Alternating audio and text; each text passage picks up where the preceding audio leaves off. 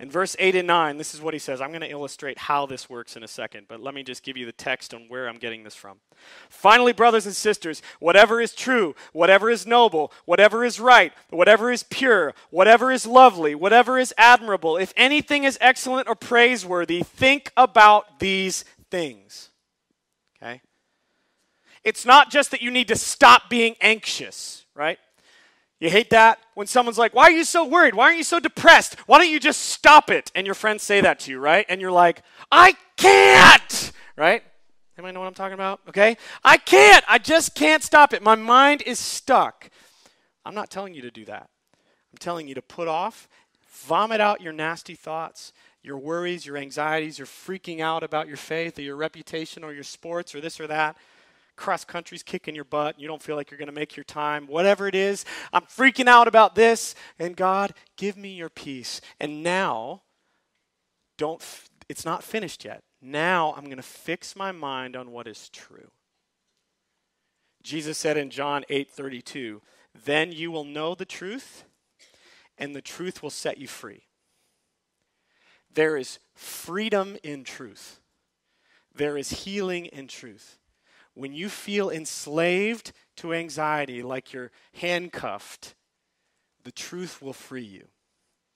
What does that look like? So one of the things that I like to do in my anxiety is, I'll just illustrate it by the whiteboard.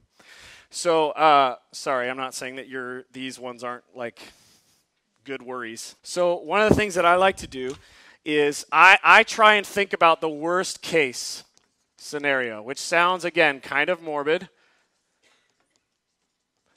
But here's the deal. All of us have a worst case scenario in mind when we worry, don't we? All of us have a worst case scenario.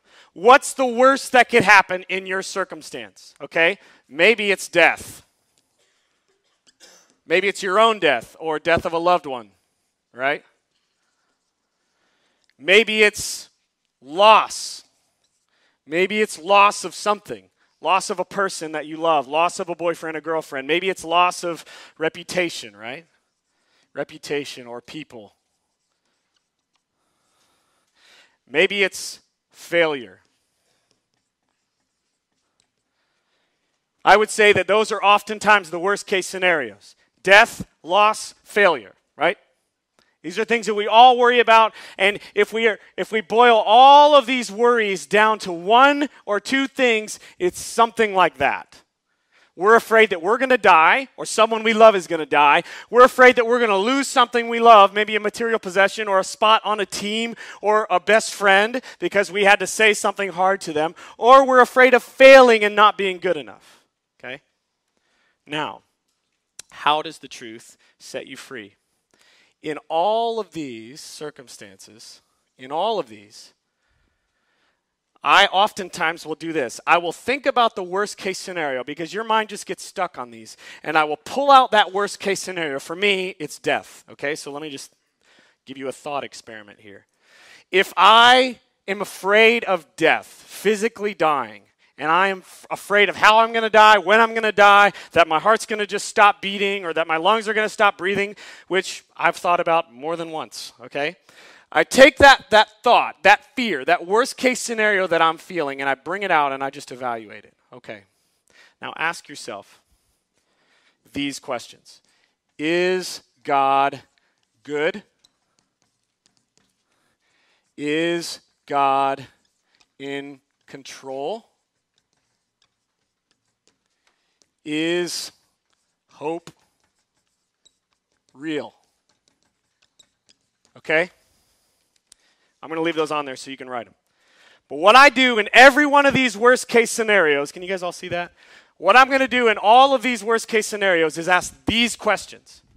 Okay, let's say I'm going to die, or that I might die, or that worst case scenario is death. Is God still good when I die? Yes. Does God still love me even though I die? Yes. Is God still in control of this universe and it's all underneath his control no matter what happens? Yes.